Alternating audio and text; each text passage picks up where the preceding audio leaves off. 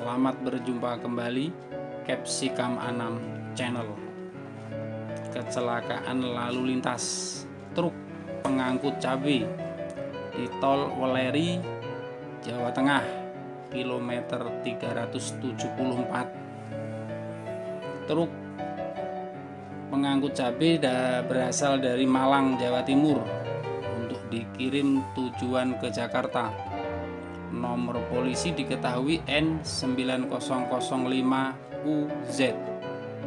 Truk terguling setelah menyenggol satu buah truk box. Oleng kemudian terguling ke kiri. Muatan cabai berhamburan. Tidak ada korban jiwa. Sementara identitas box tidak diketahui. Kejadian Selasa 13 Oktober 2020, kira-kira pukul 9 pagi lewat 45 menit. Saya ingatkan kembali bagi yang belum subscribe, dan itu gratis demi kelangsungan channel kita.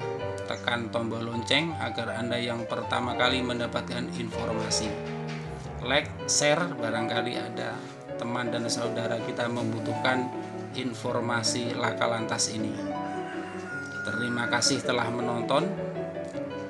Wassalam, sampai berjumpa kembali. Capsicum Anam Channel.